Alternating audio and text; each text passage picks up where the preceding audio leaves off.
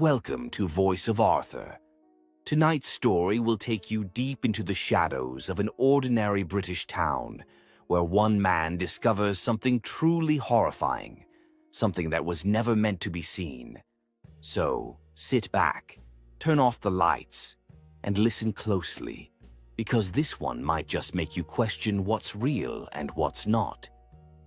It was a cold, wet evening in Manchester, the kind of night where the rain doesn't pour, it whispers.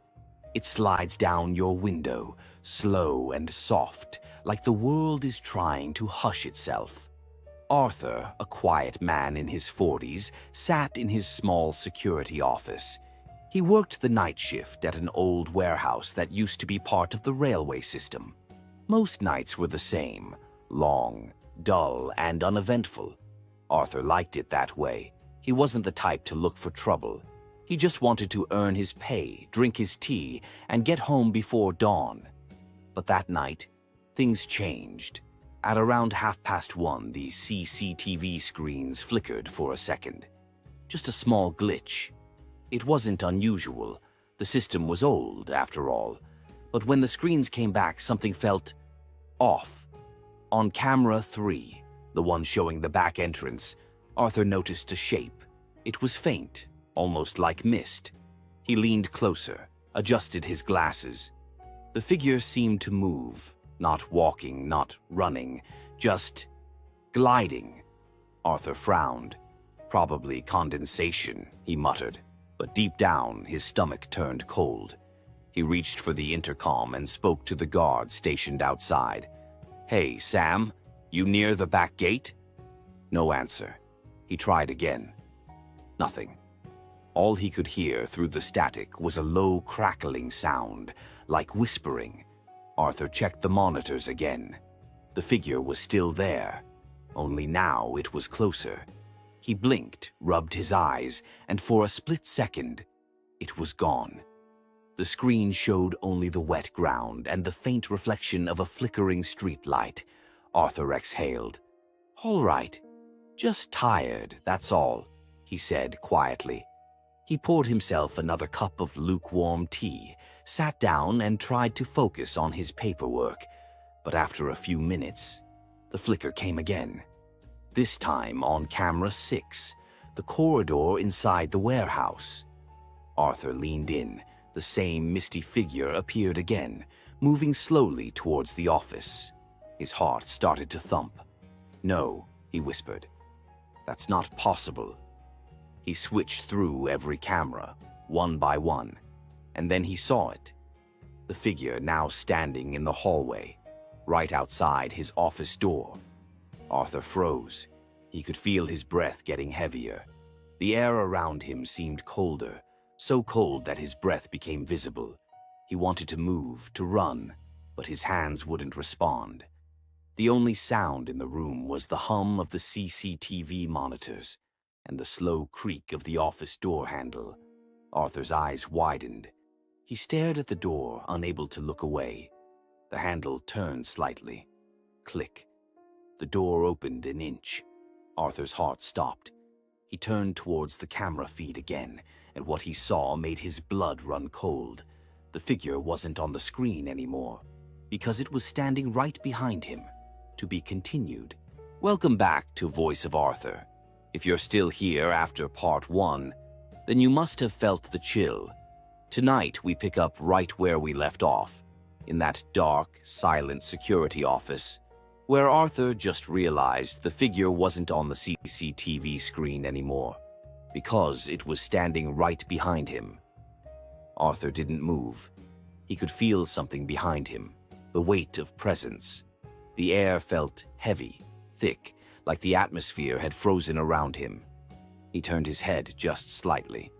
Nothing. The room was empty. He let out a shaky laugh. "Get a grip, Arthur," he muttered. "You're scaring yourself." But his voice trembled. The door was half open. He didn't remember leaving it like that. He reached out and gently pushed it shut, locking it this time. Then he turned back to the monitors. Every camera was static now, white noise and gray lines. He tapped the keyboard, switched channels, adjusted the cables. Nothing worked. And then, from the corner of the room, a small, distant sound. Tap, tap, tap. Arthur froze again. It came from the window behind him. He turned slowly. Raindrops slid down the glass, but the sound didn't match the rhythm of the rain. It was sharper, like nails tapping against the glass. He stood and stepped closer.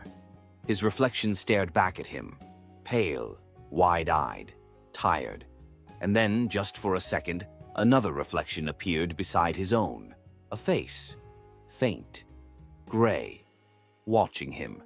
Arthur stumbled backwards, tripping over the chair. He blinked. The reflection was gone. He grabbed the torch from his desk and pointed it at the window. Nothing but rain and fog. He turned back to his screens, and one of them flickered on again. Camera 3, the back entrance. This time, the image was clear. A woman stood there.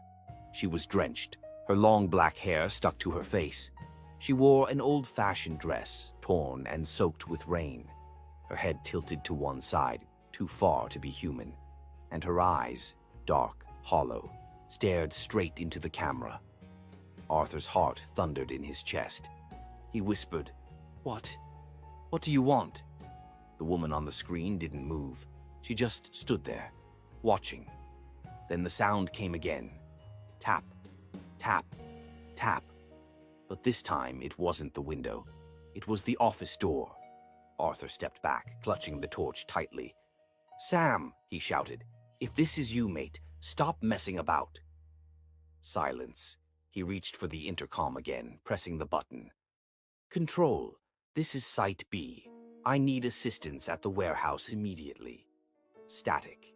Then a faint whisper came through, low and broken. "Why, did you, lock the door?" Arthur froze. He looked at the intercom speaker. He didn't press the talk button, but the voice came through again. "Arthur." He dropped the intercom. It hit the desk with a loud clatter. The monitors began to flicker again, all of them now showing the same image. That same drenched woman, standing closer. Each camera showed her from a different angle. Arthur's pulse pounded in his ears. He could barely breathe. He looked around the room. He needed to get out. Now. He grabbed his coat, his keys, and headed for the back exit. But when he reached the door, the handle was ice cold. He turned it. Nothing. Locked. He stepped back. Then he saw the CCTV screen once more. The woman wasn't there anymore. Instead, the camera now showed the office. His office. Arthur looked closer. The image was live. He was in the frame. And right behind him, the woman. He turned around instantly. The office was empty. He could hear his own breath. Fast, uneven, desperate. Then the lights flickered. The temperature dropped. His torch began to dim. Arthur whispered, "Please leave me alone." A whisper echoed back. "You saw me. Now you can't forget me." The monitors went black. And in that darkness, Arthur heard soft footsteps, moving closer.